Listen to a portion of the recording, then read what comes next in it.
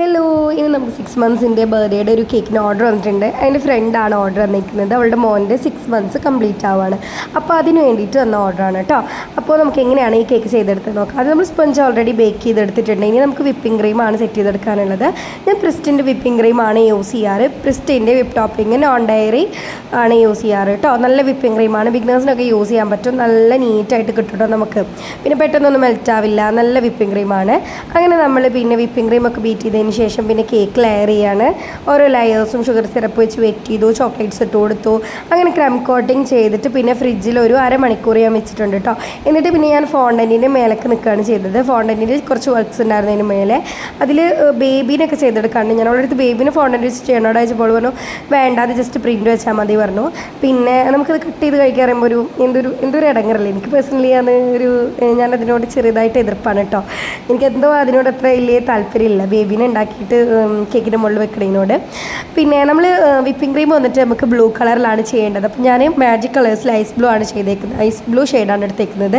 അപ്പോൾ ഈ ഒരു മാജിക് കളേഴ്സിൻ്റെ ഇത് എന്താണെന്ന് വെച്ച് കഴിഞ്ഞാൽ എനിക്ക് പേഴ്സണലി മാജിക് കളേഴ്സ് ഭയങ്കര ഇഷ്ടമാണ്. കാരണം എന്താണെന്ന് വെച്ച് കഴിഞ്ഞാൽ വിപ്പിംഗ് ക്രീമിൽ ആഡ് ചെയ്താൽ വിപ്പിംഗ് ക്രീം അങ്ങനെ മെൽറ്റായി പോവില്ല. ചില കളേഴ്സൊക്കെ ലിക്വിഡ് കളേഴ്സൊക്കെ ജസ്റ്റ് വിപ്പിംഗ് ക്രീമിൽ ആഡ് ചെയ്താൽ അപ്പം തന്നെ വിപ്പിംഗ് ക്രീം മെൽറ്റായി പോകും കേട്ടോ. അത്രയും എന്താ പറയുക ലോക്കലാണ് ഈ ഒരു ലിക്വിഡ് കളേഴ്സിനോടൊന്നും എനിക്ക് തീരെ താല്പര്യമില്ല. പക്ഷേ എനിക്ക് മാജിക് കളേഴ്സ് അടിപൊളിയാണ് കേട്ടോ. ഞാൻ യൂസ് ചെയ്ത് വെച്ചിട്ടുള്ള എല്ലാ ഈ ഒരു ബ്രാൻഡ്സിലും എനിക്ക് മാജിക് കളേഴ്സാണ് ഇഷ്ടപ്പെട്ടത് കേട്ടോ. പിന്നെ നമുക്ക് ഇനി കേക്ക് കട്ട് ചെയ്തെടുക്കണം. കട്ട് ചെയ്യേണ്ട പരിപാടിയാണ്. കാരണം ജസ്റ്റ് ഒന്നിങ്ങനെ നീങ്ങിയിട്ടാണല്ലോ ആ ഒരു കേക്ക് ഇരിക്കുന്നത്. എനിക്ക് റെഫറൻസ് പിക്ക് അവരയച്ചു തന്നിട്ടുണ്ടായിരുന്നു.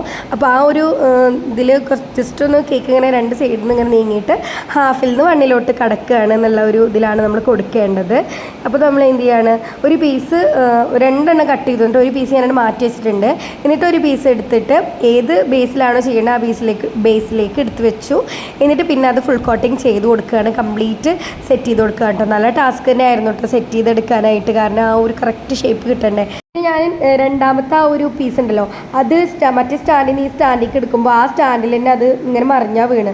എന്തോ ഭാഗ്യത്തിന് അത് താഴത്തേക്ക് വീണില്ല. അൽഹംദുലില്ലാ താഴത്തേക്ക് വീണില്ല. അല്ലെങ്കിൽ താഴത്തേക്ക് വീണെന്ന് വെച്ച് കഴിഞ്ഞാൽ കംപ്ലീറ്റ് പോയിരുന്നു. കയ്യിൽ നിന്ന് രണ്ടാമത് ബേക്ക് ചെയ്തെടുക്കേണ്ടി വന്നിരുന്നു കേട്ടോ. അങ്ങനത്തെ സീനൊന്നും ഉണ്ടായില്ല. ഇനി നമുക്ക് ഏണി വെച്ച് കൊടുക്കണം. ഏണി ഞാൻ ഫോണ്ടൻറ്റേറ്റ് സെറ്റ് ചെയ്ത് വെച്ചിട്ടുണ്ടായിരുന്നു. പിറ്റേ ദിവസമാണ് കേട്ടോ ഈ വർക്കൊക്കെ ചെയ്യുന്നത്. തലേദിവസം റെഡിയാക്കിയിട്ട് കൊണ്ടുവന്ന് ഡെലിവറി ചെയ്യണതിൻ്റെ ഒരു മണിക്കൂർ മുമ്പെയാണ് ഈ ഒരു വർക്കൊക്കെ നമ്മൾ ചെയ്യുന്നത് കേട്ടോ. ഏണി ഞാൻ തലേദിവസം തന്നെ റെഡിയാക്കി വെച്ചിട്ടുണ്ടായിരുന്നു. എന്നിട്ട് പിന്നെ പിറ്റേ ദിവസം എല്ലാം എടുത്ത് വെക്കലാണ് പിന്നെ ചെയ്യേണ്ടത് കേട്ടോ. പിന്നെ താഴത്ത് ബോർഡായിട്ട് നമ്മൾ ഷുഗർ ബോൾസ് ആണ് വെച്ചേക്കുന്നത്. പിന്നെ സ്റ്റാർസും അതുപോലെ 1, 1/2 അതൊക്കെ വെച്ച് കൊടുക്കുന്നുണ്ട്. പിന്നെ ബേബീനെ ഞാനിത് ഇതുപോലെ പ്രിൻ്റ് എടുത്തിട്ട് കട്ട് ചെയ്തിട്ട് വെച്ച് കൊടുത്തു. പിന്നെ അതുപോലെ തന്നെ ഇതുപോലൊരു ജസ്റ്റ് 1/2 അങ്ങനെ എഴുതിയിട്ട് പ്രിൻ്റ് എടുത്തിട്ടുണ്ടായിരുന്നു. പിന്നെ 3 അതൊക്കെ നമ്മൾ പ്രിൻ്റ് എടുത്തിട്ട് വെച്ച് കൊടുത്തു കേട്ടോ. പിന്നെ കുറച്ച് ബോൾസ് ആ ഒരു മൂണിൻ്റെ അവിടെ ഞാനിങ്ങനെ ഫോണ്ടൻറ്റ് വെച്ചിട്ട് തന്നെ റൗണ്ട് ചെയ്തിട്ട് അങ്ങനെ വെച്ച് കൊടുക്കുകയാണ് ചെയ്തത് കേട്ടോ. അപ്പോൾ ഇതാണ് കേക്കിൻ്റെ ഫൈനൽ ലുക്ക്. ഇഷ്ടപ്പെട്ടാൽ ലൈക്ക് ചെയ്യുക, ഷെയർ ചെയ്യുക, സബ്സ്ക്രൈബ് ചെയ്യുക. നിങ്ങളുടെ കേക്ക് ഉണ്ടാക്കുന്ന ഫ്രണ്ട്സിനൊക്കെ ഒന്ന് ഷെയർ ചെയ്ത് കൊടുക്കുക.